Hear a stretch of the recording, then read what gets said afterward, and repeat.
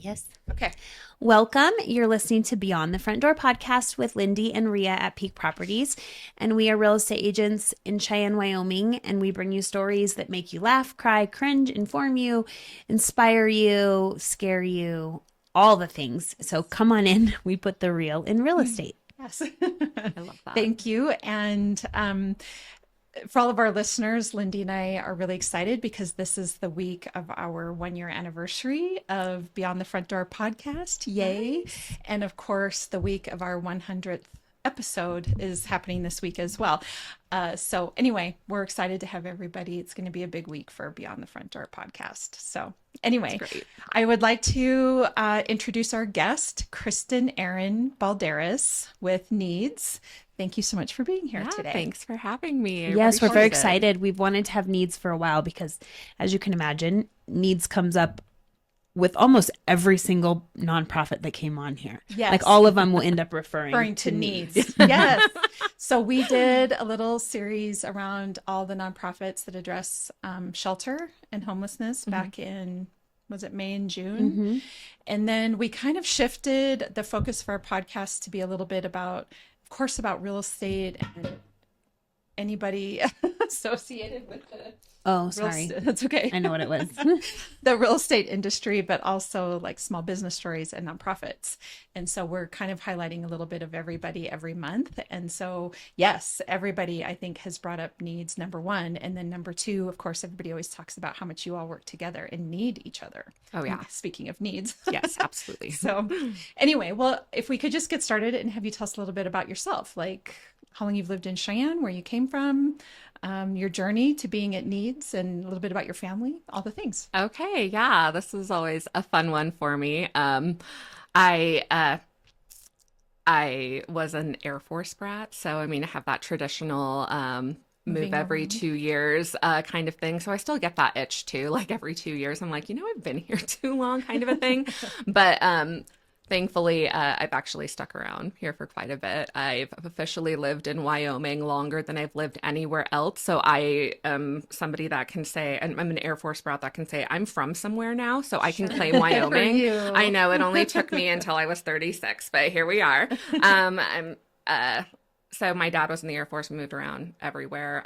I did graduate high school from here. I was born in Italy. I lived in Turkey. We lived in Arizona and Washington and, everywhere. Wow. So, I mean, we were just kind of all over the place. But Wyoming is home. We always had a joke growing up as, little base kids on F.E. Warren. We would always joke around, like anytime somebody would PC us that you'll be back, and lo and behold, they always came back. Like we were stationed here like 4 times. Yeah. Yeah. It's kind of bananas. I don't know, for whatever reason, F.E. Warren has like a magnet to it. If you've been stationed here once, you will come back again and again and again. And it's kind of bizarre like that. So we call it the rubber band effect. I love it. I think it's everybody.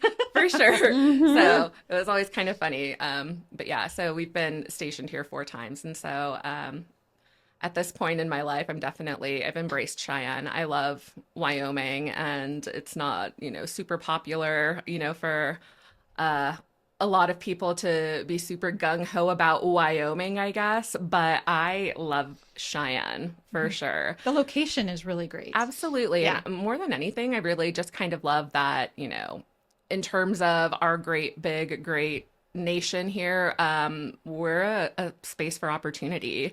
We don't have the same opportunity or access to our change makers, or to just being able to get the assistance and bounce back that we need to when we're falling on adversity and hard times and things like that. We just don't have the same kind of access when you go into larger states. I've lived in Atlanta. Yep. I've lived in Seattle. I've lived in these big places as a young mom with kids needing assistance. And let me tell you, it is not easy to get the access to the resources that you need when there are so many people who are needing those same resources. So we do have population that is on our side here. I think that plays into that. So that's great. Yes. So I love Wyoming for that reason. The thing I always find so interesting about resources being hard to access, if you're already in a state where you need resources, sometimes the world feels a little heavy. and then the sort of extra oomph that it takes to go the extra mile to access resources or do the things that you need can sometimes feel overwhelming to those that are trying. And so I think, and again, I'm probably jumping the gun on what Needs does because you help them with that. But at the end of the day, I just find it fascinating that when people need help the most is when it's the hardest. You have to really, instead of marching, 50 miles an hour, you got to march 100 miles an hour to accomplish the same thing. I always say, my story is kind of one of those stories that's like a full circle story again and again and again. And I am constantly growing and evolving and becoming myself and, growing more into who I am and trying to live authentically. And the more that, I get to kind of connect with former versions of myself in ways like I'm a Climb Wyoming graduate.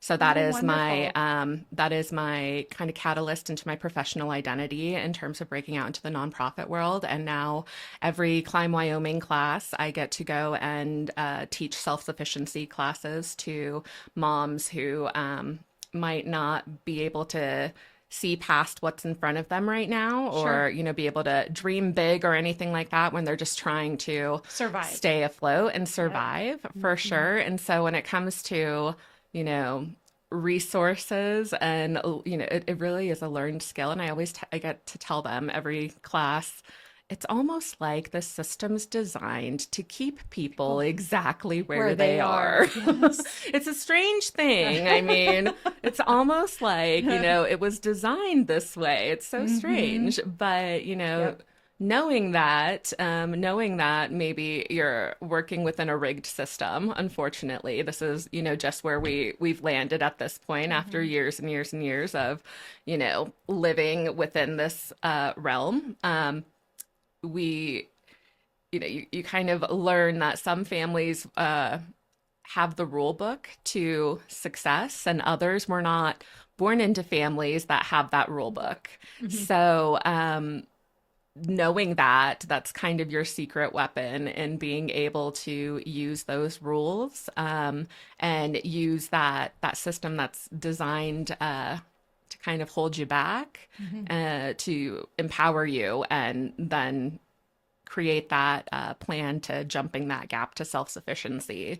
So it's really, I find it fascinating. It's like the science of poverty, almost like learning, like bridges out of poverty. Absolutely. Bridges out of poverty is a great course too. But learning the science of why people in poverty tend to stay in poverty, how, why there is so much need, and, marginalized communities, and within our own community, how did that develop and what does that look like here in Cheyenne? So it's really fascinating to me to be able to kind of see that play out, and then also be able to make those connections within my own life. And then be able to help to empower those who are in spaces where I've seen myself plenty of times before, and they, just need that little boost of reassurance and confidence, and trying to make that for themselves and getting in the right place. So I think we can all connect with the fact that sometimes you just need a cheerleader in your life. Absolutely. Right? Like it doesn't matter, whether you're in a situation where you've fallen on hard times, or whatever the case is, and you're like you say, it's you're in survival mode, all the way up to, I think, professionals and people that have been at it for a long time. Sometimes life just gets a little discouraging, and you need a cheerleader. We call them, of course, coaches now, life coaches, but it's the same thing. You just need somebody to say, you can do this. Absolutely. And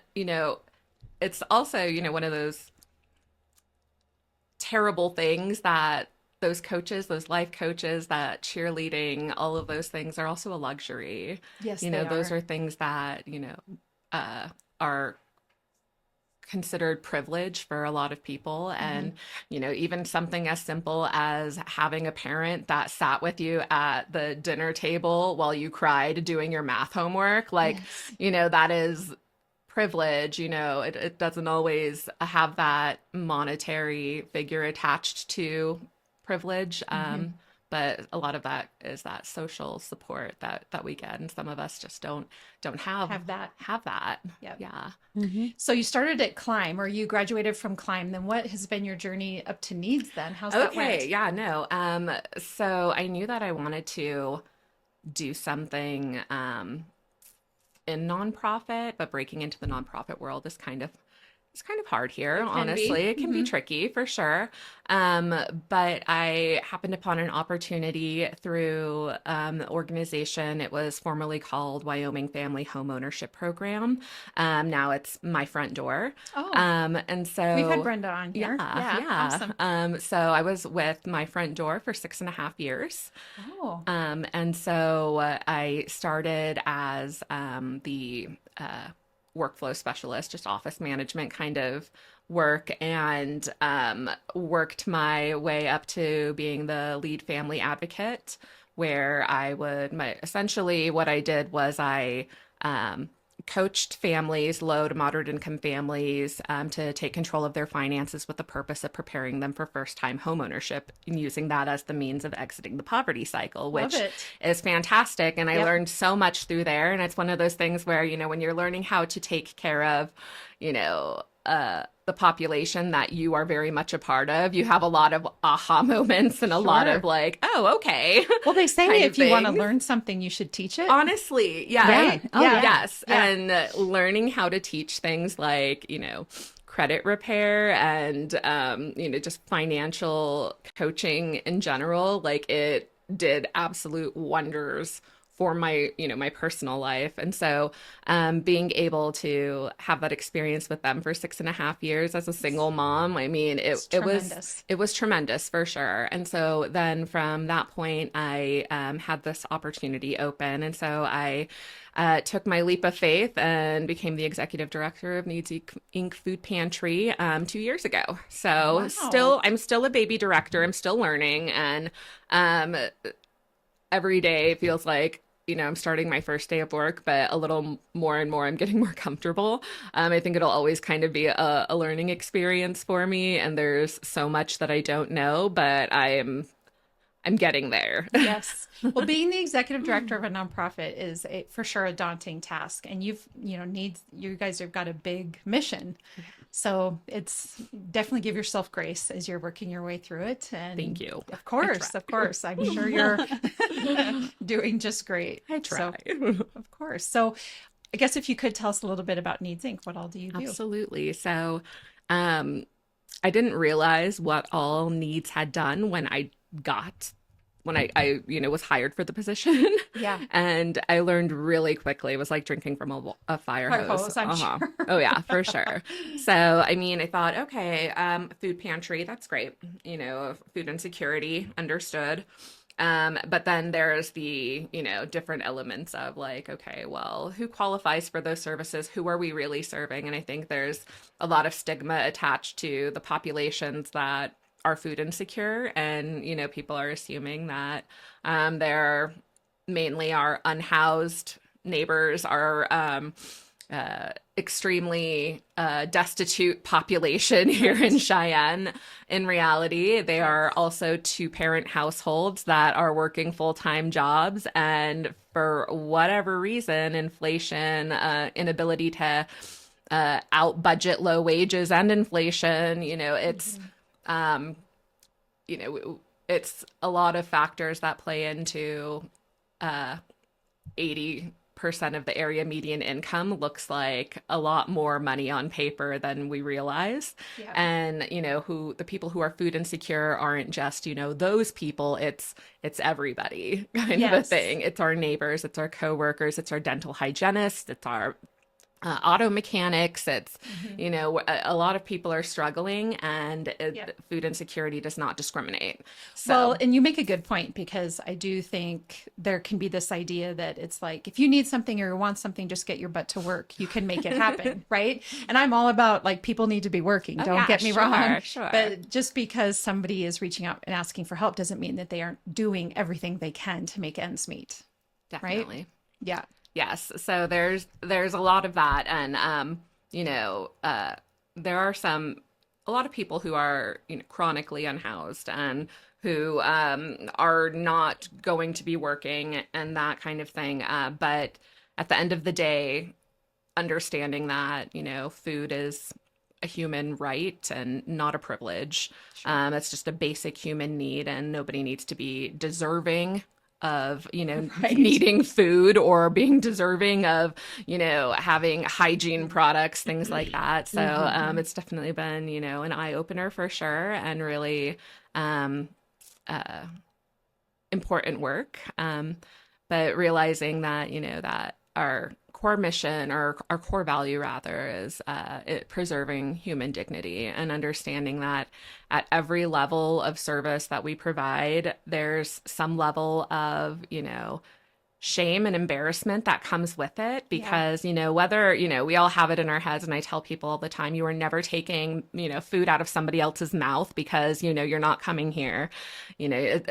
We're proud Wyomingites, I think, and we have that cowboy mentality where we're Someone else deserves it more. somebody else is probably worse Worse off than than I am. us. Yes. Yeah. Yes. And how many times I hear that for like why somebody delayed coming in and getting the help that they needed. And it breaks my heart, but like it's very true to like that cowboy mentality. We're all like very like, well, I'll find a way, no, this is for somebody else. But in reality, our community needs us to use these services because these services are here because people with hearts like ours, we need to be able to elevate them and get them what they need. So that way, when they do reach that point, when their hardship ends, when, they're no longer in the midst of adversity, they're going to be the ones that then turn around and lift up the next person, send the elevator back down. So I tell everybody that comes through, like, you're not taking food out of anybody's mouths. We need you to be well. We need your finances to be well. We need you to be fed and your kids to be fed, because we need you to be self-sufficient. Yes. We need you to be able to contribute to this economy, and then turn around and do that good work, do that board service, do that volunteer work, donate, all of these things. And you can't get there, while you're scrounging and like, holding back and like depriving yourself and continuing to stay in this like terrible, miserable situation because you don't want to accept help because somebody else might need it more than you do. We need you to use all of your resources to be able to elevate yourself so you can get to that point, because your community needs you. We talk about that a little bit in a more formal language, which would be a scarcity mindset versus a growth mindset. Absolutely. Right? Yes. That idea that I don't have it that bad. Somebody else has it worse. We need to like hunker down. And while there is truth to being frugal and to being smart about your money, at the end of the day, pennies only go so far, and so Can't squeeze blood from a stone. So no, that's right. So the growth mindset is that if you want to change your life, get out there and ask for help, and don't have so much pride. Yes, absolutely. Absolutely. I know. I was reading this book. I can't remember the author, so I won't quote her directly or anything, but like along those same lines, just kind of like that eye-opening, like my community needs me to become wealthy. My community needs me because I am the kind of person who, if I had unlimited resources, I would take care of my community with those resources. Yes. I always like, go get it's our running joke. Like I'll go buy my cowboy draw ticket and I'm like, this is it. This is the ticket for our, next year's food pantry budget. Like kind of in like, of course we're just joking and it's just a, community thing that when we're buying our lottery tickets, but in reality, like, if I were to hit it big, of course that's what I do. I think a lot of us are like that. And we've even talked about that before on here, haven't we? Yeah. Yes. And so my community deserves to have me be wealthy. Yes. So that Yes, I love that. Yes. So that is what I throw out there. That is one of my mantras. I need to be wealthy because the world needs me to be wealthy. I love that. The decisions I would make if I were, wealthier would be to help my community, use those resources to help my community. So I love it. So at Needs Inc., besides the food pantry, what else you got going on? we have clothing. Clothing and lots clothing. and lots of clothing and all kinds of different types of clothing, all sizes of clothing, all genders of clothing. And on top of clothing, we also have our separate career closet. So, I've been wondering about that. yes. Okay. So we do have a career closet. So we did have a career closet a few years back. We had a Julie's career closet that was put on by Julie's posse. Okay. And that was open to the women in the community. And then there was Beyond the Rack that was through the Department of Workforce Services, I believe. And that was for men's professional wear, but both of those have since dissolved. And since then, LCCC created a career closet, but it was only accessible to students. So I figured that was probably my first like passion project when I started. Sure. Over here at Needs, I thought, well, we're already going through so much clothing all the time. It would literally be 2 more steps just to siphon off those that were deemed more like professional wear. And then we have, thankfully we have a big, beautiful building that, we have space in that we can find rooms and tuck things away and be able to put those items in there and offer that to our community partners and to our community for people who find themselves in need of professional wear, which, initially we had intended that to be for, like our Dads Making a Difference dads and our Climb moms and Safe House, participants, people who are in need of job interview clothing or maybe just got a job and now they need a wardrobe because they're starting, a career in an office somewhere or whatever.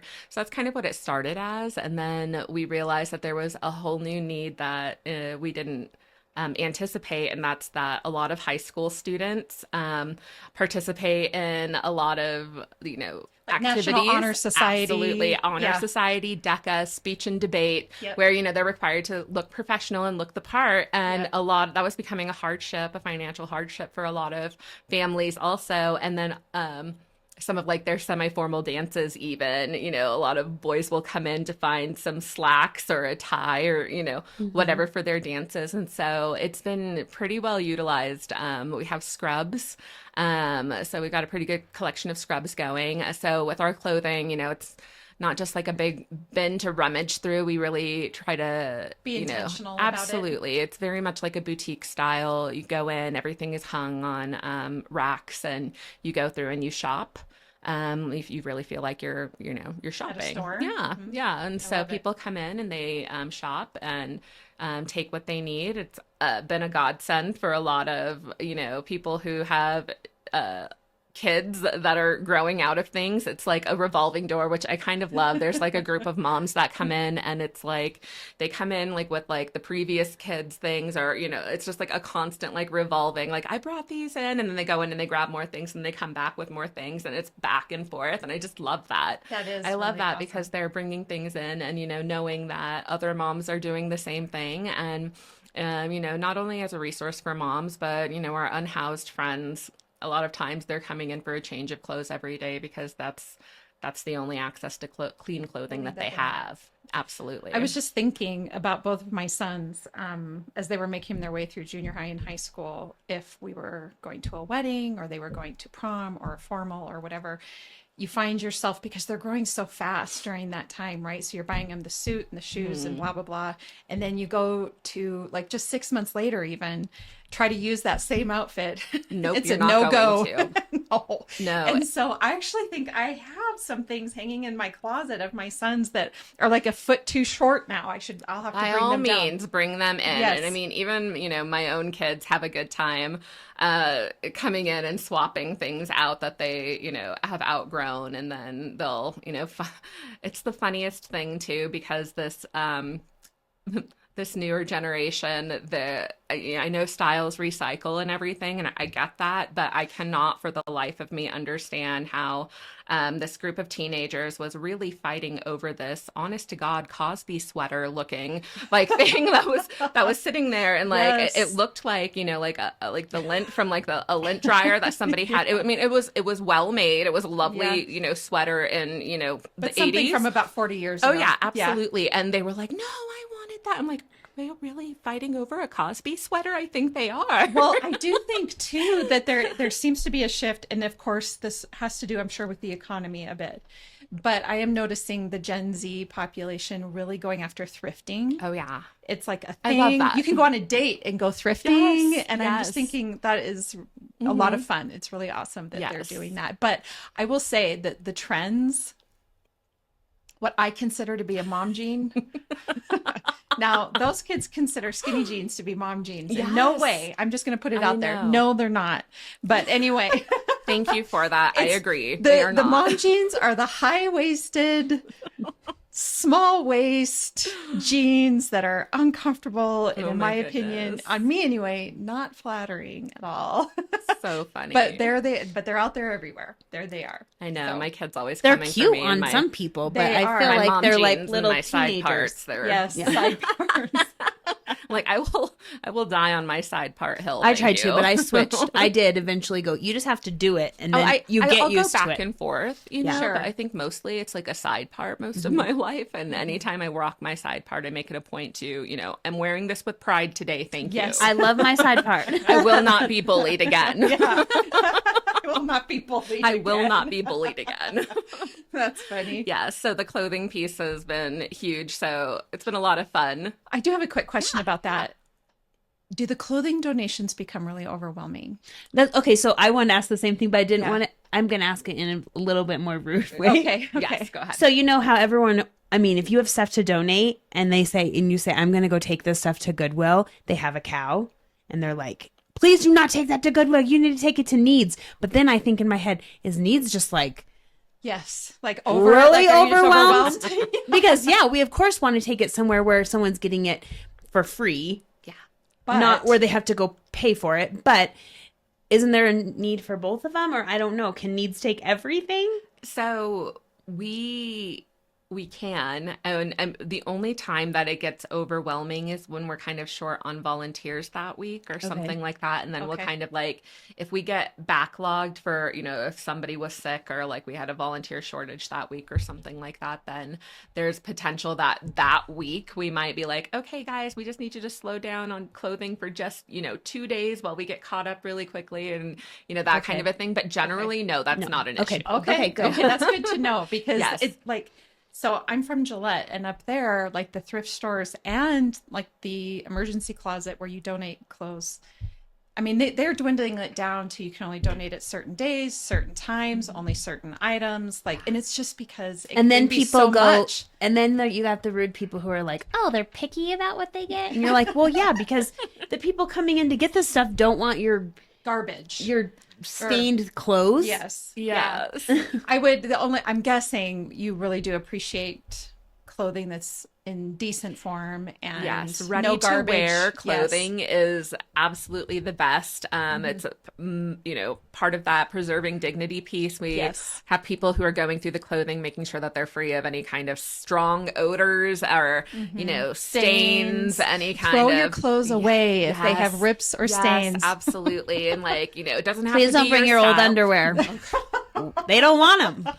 I think that, you know, a lot of people, you Your know, old socks. they do have that mentality of like, you know, well, they should be grateful that I'm donating to them. But then I don't- sometimes people, you know, sometimes people almost use us as like their own personal dumping service. Yes, Yes. that's what I've been worried about. Yes, Yeah. that's what I'm And saying. in which case, you know, I personally have gone through, you know, my own share of bags, you know, that I've processed that had like animal fecal matter in them and like, you know, cat pee stained things. And I'm just like, nope, just throw the whole bag away. We can't do it. Yes. Thanks, but no thanks, Yes. kind of a thing. That's And that's it an increases our, you know, costs for And for work dumping that those you have to things do. and work, Yes. for sure. And you Where wasted when time people- trying to go through a when bag. people dump things when we're closed, I think that's like the biggest thing. Yes. If we are Yep. closed, people will leave things at the donation store, but we cannot guarantee, you know, safety of those items anymore for Yeah. our clients. So we won't distribute them if they've dumped them, and then that just increases our costs again. So we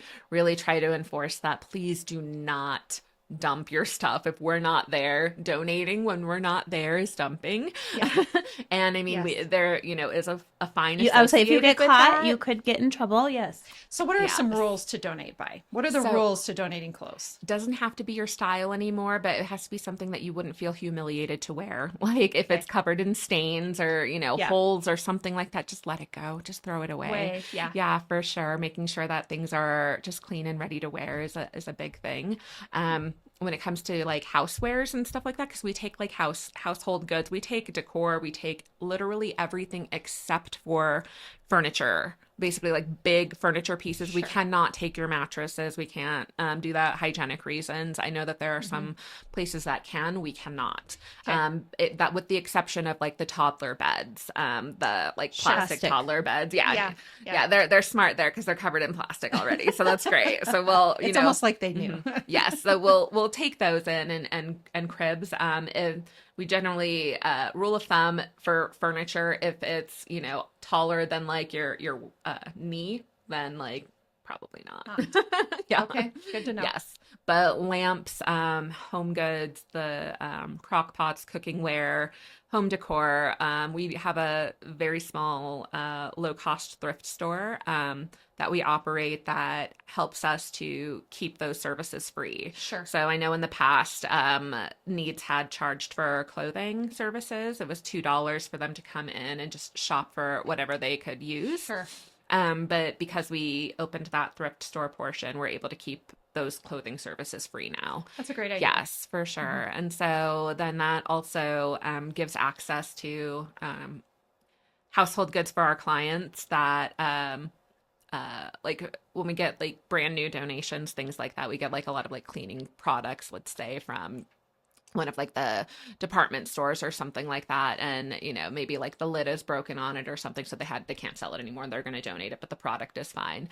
There'll be like a lot of like toilet paper where like the outside of like the package of plastic it got scuffed or something, but the toilet paper is fine still, so we can put that in there. I know it's crazy what they would have to throw away, but thanks to programs like Grocery Rescue, we're able to then take that merchandise and then we can offer it to our community, and so people can come in and buy cleaning products, which are so expensive anyway, at a fraction of the price. We price everything at like 10% of what the value would be. Wow. So people can come in and get Bounty paper towels for $1 a roll, kind of a thing, or whatever.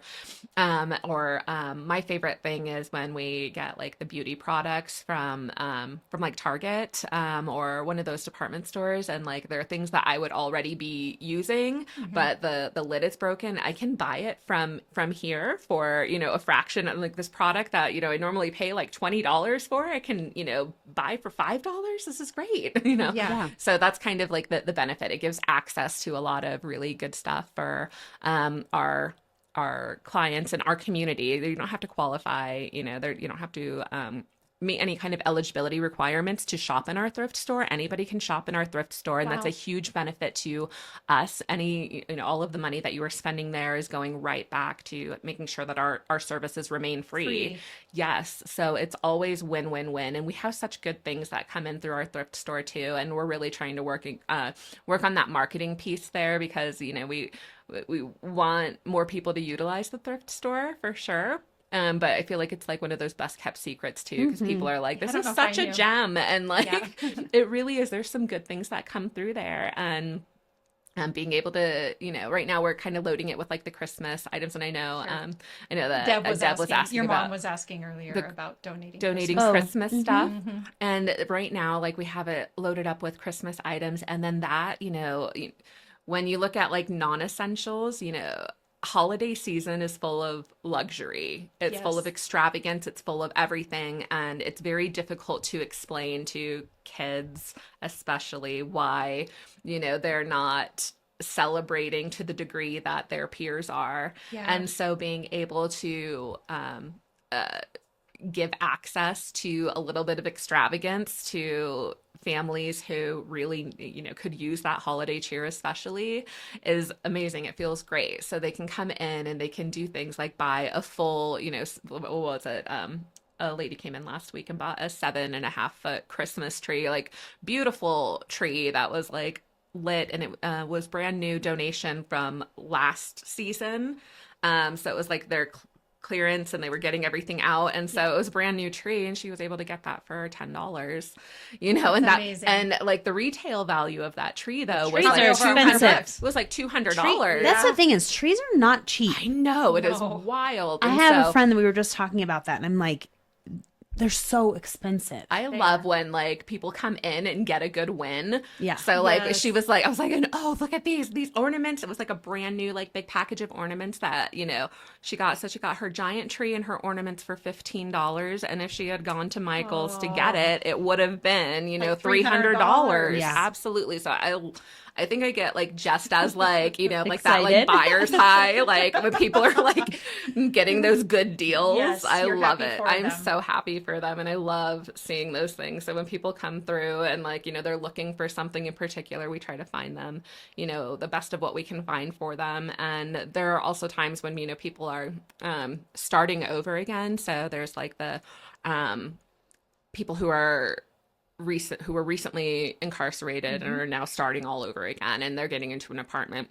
We have apartment starter packs for them, so they're we kind of put cookware and kitchen essentials in there, pots, pans, plates, cups, those kinds of things, the paper towel holders, whatever we can kind of get together for them to just start out. And that's a free That's service awesome. that we I do. love that too. There's a lot of people who for whatever reason in their life have to start over again. I think that we all deserve a few rock bottoms in our life, I think, but it's that rebuilding part that can be like so daunting. And like sometimes we need that moment to just, okay, I'm gonna start from scratch all over again. But like, it is the worst feeling in the world to just be like, okay, how do I do this? And like, it's so humbling, but knowing that, you can come in and get those essentials and just kind of something to start. Maybe it's not permanent, but it's something to get you through and get you, started on that new life. And I love, especially like those fleeing domestic violence situations or our safe house referrals, when they finally get that apartment to live their life by themselves finally. And it's a great feeling, when they're able to have those, that dining set The or whatever, essentials. just Yes. the bare essentials that they might have left behind because they don't Of want to their deal with their circumstance. abusers or whatever. Yes. So it's a great thing. I love the thrift store portion of it. So we do work with our community partners, and they'll refer over when Yeah. they have people who are starting over again. We work with like the Fresh Start program and Habitat for Humanity. Anybody that needs larger furniture, we'll refer back Sure. over to Habitat. Sure. And we just kind of all work together to make sure that people are able to get the best foot forward. Yeah. I love that. So, okay, so Needs does the food and the food pantry, and then the clothing the thrift and store, the thrift store. and what else? hygiene. Hygiene. A Okay. hygiene, absolutely. So we just recently got locked in with the Hygiene Bank of America. So we're officially under that umbrella name brand there. So we are an official hygiene bank. We provide shampoo, conditioner, shaving cream, razors, that kind of a thing, not only to our unhoused friends, but to, our working families too, because I don't know, I've got teenagers and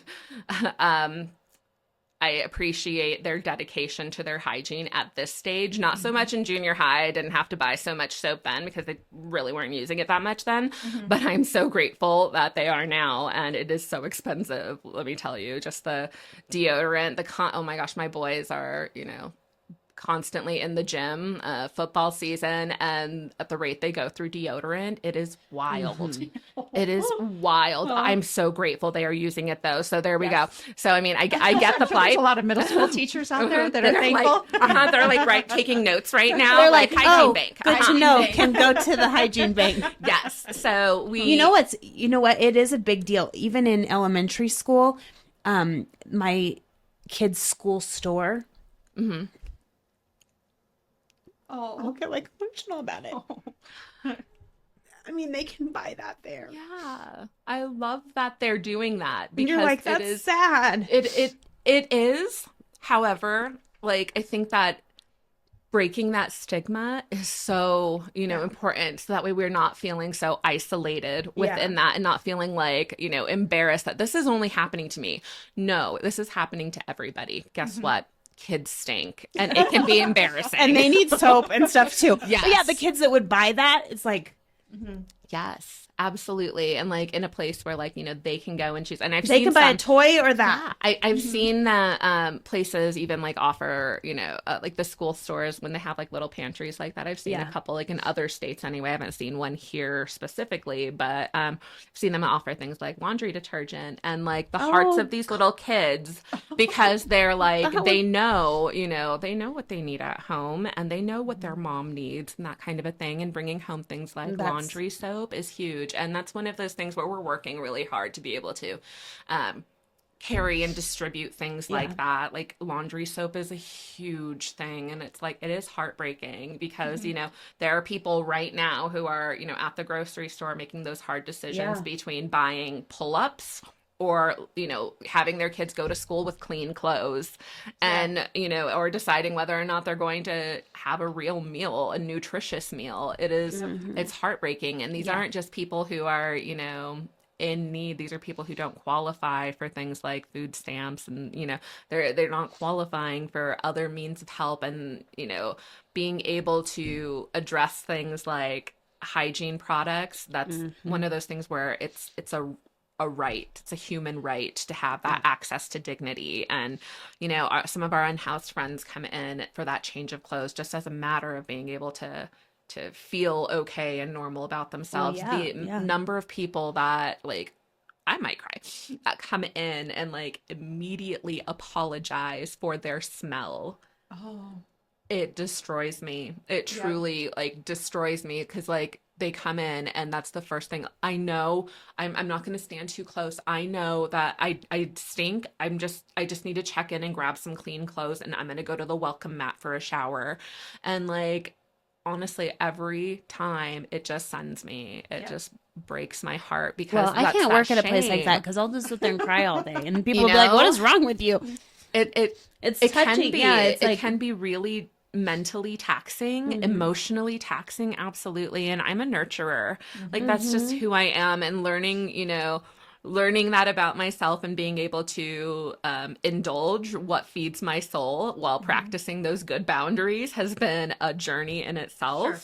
But, being able to see people coming in, I get to nurture in my own way each and every person that comes through the door. And, that's more for me than them, I think. But, it's mutually beneficial for sure. So we get to say, guess what? We're human beings. And without access to, a shower every day, I'm probably going to stink too. Also. Yeah. I would also stink. 1000%. You go right ahead and making sure that, we're acting like they don't stink. Absolutely. Some of them, there's an odor that comes in there too, but we're, trying to find the most dignified way to get them the things that they need and get them back out there so that they can, go and live their life. There's an element of dignity there. Oh, right? Huge. Yes. Huge. Absolutely. So the hygiene piece has really that was something that I didn't quite realize the gravity of until this point. And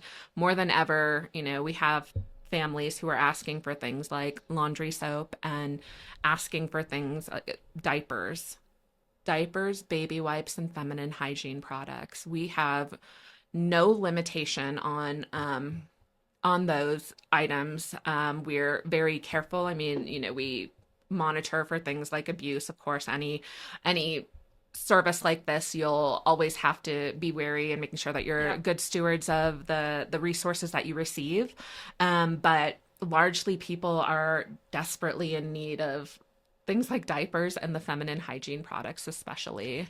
And being without those things, what a blow to your confidence to try to accomplish anything. Yeah. Like I even think to myself, if I go a day or two without showering, like for example, over Thanksgiving weekend, I'm not getting up every day. You feel gross, even after day 2. Absolutely. So yes, absolutely. And the humanity, the dignity portion of it, everybody, I just love that you're providing a place for people to go and make that happen because what a big deal. It really, I knew it was essential needs going into this, but that investing in human dignity piece is like, that's the part that like really clicked with me, where I knew that I was in the right place. That's the tagline for this. Yes, it is. I know. I was like, should I write it down? Yeah. Yeah. Investing in human dignity. Do you have numbers off the top of your head? Oh, absolutely. What I are have some numbers. Yeah. If we want to look at just in terms of the growth of need in our community, 2019, we'll just say pre-pandemic numbers, we were serving 30 households per day on average here. Just in the food pantry or overall? Overall. Overall. 30, Okay. 30 households per day. Okay. Currently, we average 160 households per day. Oh my And gosh. that is a major, major influx in need. And so much so that, historically, we've never seen these kinds of numbers. On last week, the Monday before Thanksgiving, we broke a record for our organization, and we served 372 households that one day. Wow. That was Were you insanity. offering like Thanksgiving meals, or what was happening? It's Was it something our different? regular services, Oh. and they were getting Thanksgiving meals in addition to their regular services. So these are participants who are already receiving services from us. Okay. And then they come in to get their Thanksgiving box in addition to what they would normally be receiving. So this is all of the services that were rendered that day to those households, and the households are representative of more individuals. Sure. So You're we're looking at probably at 4 people per that household. was like 1,000 people that we served in one day, that impacted 1,000 individuals in our community. And looking at each week, we are serving about 1,500 people in our community each week, and every day we sign up new people. Every single day we are people are accessing our services for the very first time. And it's challenging in that we don't have nearly the same resources as we did in 2019. In 2019, and I just trying to even help my board understand where we are when it comes to the discrepancy in the resources versus the need.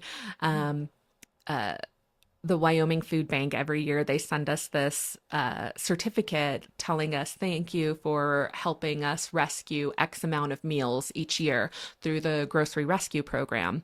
Grocery rescue is where all the grocery stores, whatever, like maimed items, yes, yeah. they then donate them to us if they cannot sell them for whatever reason. They're still perfectly good foods. Maybe they're just ugly, whatever it is. And then they donate it to organizations that can use it. So, back in 2019, we have on our wall, we had rescued 250,000 meals worth of food, is what it said. The one for 2023 is 120,000 meals. So that is quickly, Escalated. yeah, A lot less meals. a whole lot less meals. And there was a time That you when we had were to able give to out. sustain the need, meeting those needs with just grocery rescue and maybe a few purchases throughout the year. That is not the case anymore.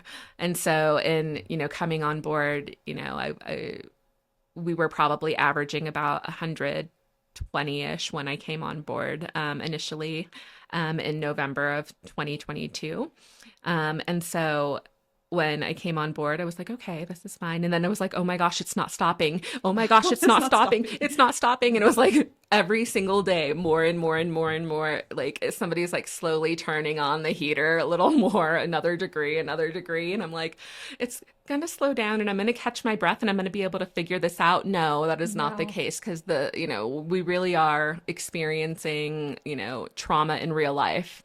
Right now, collectively, and as a nation, as a world, and in Laramie County, being able to see it in my community, we're all experiencing trauma in real life, in real time, and food insecurity is a symptom of the economy, of what is going on around us, and so knowing that there's not a whole lot of signs pointing towards a relief or respite. We know that this is the new normal. How do we continue to sustain these numbers? Because this is not a sustainable model. We are in the business of giving things away. So that's already not sustainable. That matched with the decrease in donations from grocery rescue, matched with the decrease in donations across the board. I think all nonprofits are experiencing that, the decrease in funding across the board and grant opportunities. And, it's tough. It is absolutely tough. And so, I think that right now we really are very much like other nonprofits, and that we're treading water every day. We're just making sure that we, okay, we got it for this year, but will we for next year, kind of a thing. And so I'm like, that's where, we're always kind of nonprofit is like that, where you have to count your chickens before they hatch, unfortunately, to make sure that you can year to year. Yeah. It really is. And from a personal finance viewpoint, that is stressful, for your own finances, and having to coach families, to take control of their finances and prepare and do things that to protect yourself from those emergencies. Things are just too unpredictable with a nonprofit. So having that background and me coming into here has been like almost like one of those like living nightmares. And then I'm like, this does not make sense. But learning how to make it math, in this realm, and trying to not, understand that, this works here. And that it's not personal finances, because I'd be having a cow. Oh my goodness. Yeah. But it gets stressful for sure. Because, you just want to make sure that there is enough to go around for everybody. And right now, that you're meeting that need, but it's the what if, it's the tomorrow, it's the when, when the resources are exhausted, that point that I think about. And that, my heart keeps you up at night. Oh yeah. 1000%. It weighs heavy on my heart for sure, because the need isn't going to go away, So speaking of this episode is going to air on Tuesday, December 3rd, which is Giving Tuesday. Yes. So I'm assuming you're running a campaign of some kind. Tell always. us about that. Okay. Okay. So we are doing just our typical online asking, and we'll have an email go out as well, just asking for those end of the year donations to help get us through. It's the beginning of the year that is always the hard part for us, because the holiday magic and warm fuzzies have worn off, and it is now January, and it is the everybody's hunkering down. And it's it real is life. the beginning of the year, back to reality, and that's when our donations really kind of retract and dry up a little bit. And so that's kind of where we really want to push. And we are looking at January and February, when, it's going to be harder. We're not going to have as plentiful of donations or manpower or, volunteer time, things like that. Food drives, especially those.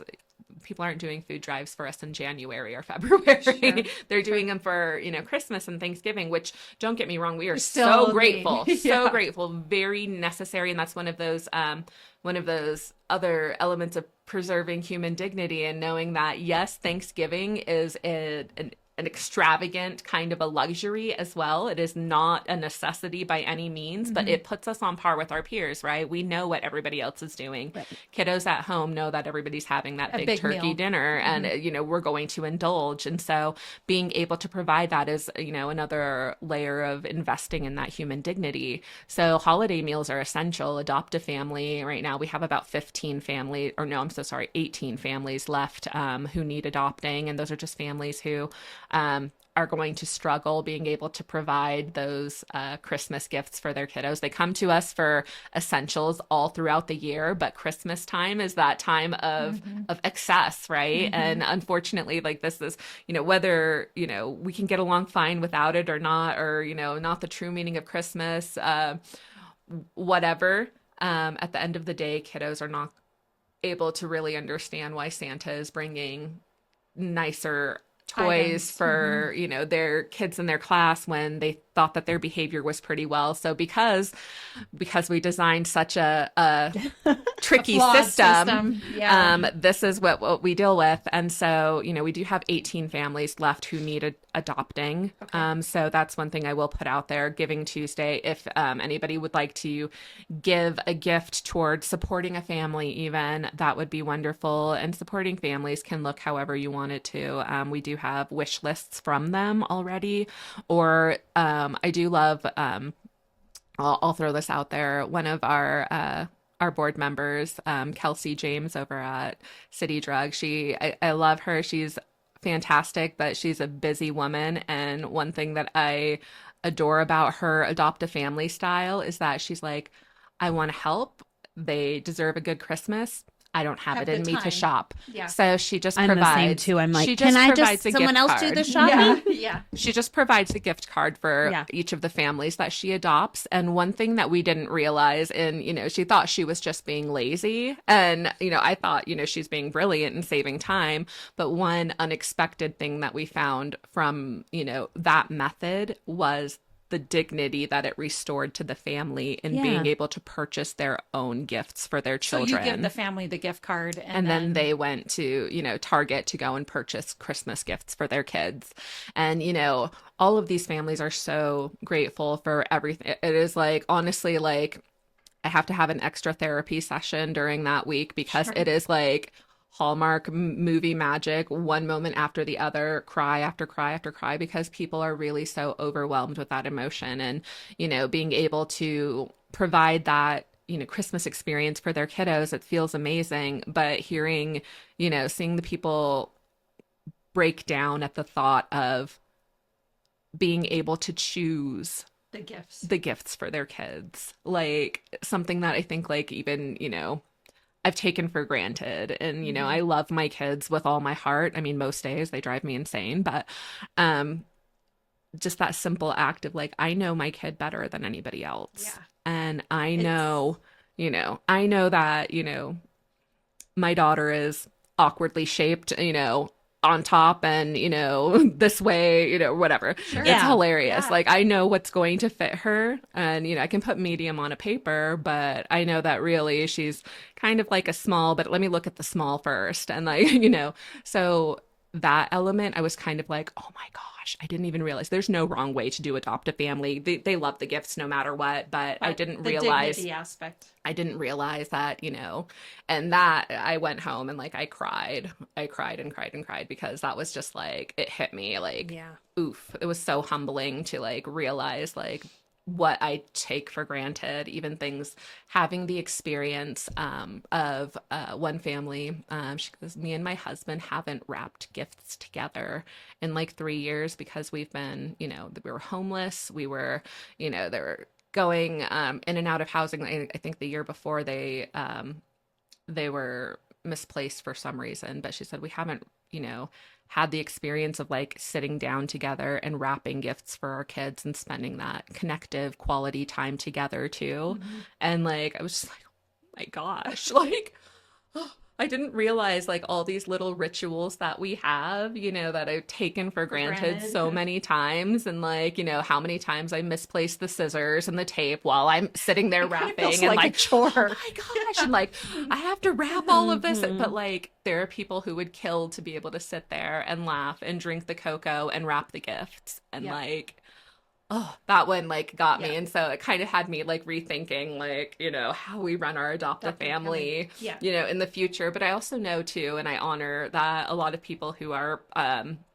doing adoptive family are doing so to connect with each other as well and Sure. to get back together. So Sure. we do have like a lot of, employee groups who are, that's their ritual and they get Yeah. to go and they shop together and Yeah. then they wrap Yeah. together and it's part of their ritual. And that's beautiful too, because everything is, it's all about being able to connect with each other for the holidays. Human and connection. So that is the beautiful thing about being a human. What sets us apart is being able to have that connectivity that way. And so, it was just something to think about. So in, adopt a family, if there's anybody who maybe does not have the time but would love to help, I want you to know that a gift card spends just fine and they will be grateful to Well, to have purchase items for their kiddos. So yes. I love it.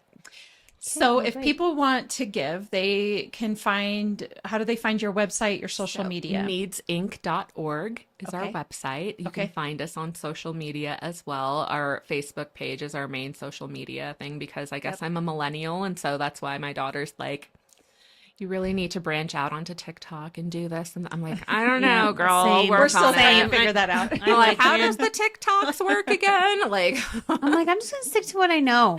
I know, honestly, like, I'm just going to stick to what I know too.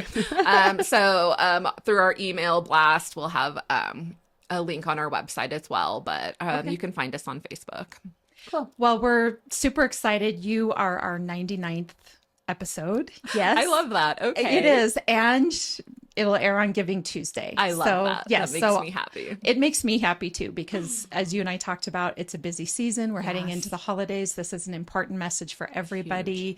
And we hope that all of those listening will get on your site and donate, adopt a family, donate to the food pantry, do whatever it is you need to do to help families in need around Cheyenne. So thank you so much for joining us. Yes, thank you for today. coming. This has been so lovely. Awesome. I'm honored that you asked me to be here. Of course, we're so glad. And you made us cry. You aren't the first one, though, just so you know. Okay, that's good. I mean, I'm a big crier anyway, so I've just kind of gotten used to it at this point. I'm just like, everything just makes me emotional. Yeah. It does us too, especially when it comes to, important matters here in Cheyenne. absolutely. So thank you so much. Thank you so much. And for all of our listeners, as you know, Lindy and I are realtors here at Peak Properties. So if you're looking to buy or sell, we'd love to help you with that. You can find us at www.sellcheyenne.com, as well as all of our social media channels. And of course, Beyond the Front Door podcast on YouTube, Spotify, iHeartRadio, Apple Podcasts, and Alexa. And we all hope you give on Giving Tuesday to either Needs Inc. or to your favorite charity. And we hope you have a great day. Yes, thank you. That was...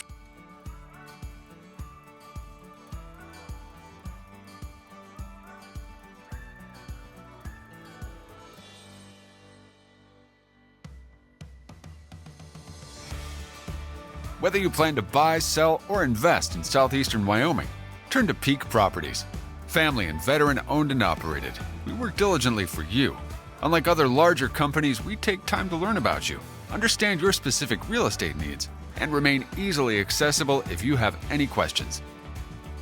Being a veteran and family-owned and operated company means a high level of commitment, trust, and loyalty. Our family culture sets us apart. We work as a team. We develop not just professional, but personal relationships with our clients. When you choose Peak Properties, you become part of our real estate family. Looking to relocate to Wyoming or just move across town? Peak will be there for you every step of the way. Recognized for excellence and dedication in the real estate profession, we're proud to be one of the most trusted and knowledgeable names in our industry. Let Peak help you find your dream home or investment property today. Our agents will make sure you're informed and listened to as they guide you to fulfilling your real estate goals. Reach out today. We have sold and purchased several homes through Peak Properties, and each time I've been impressed.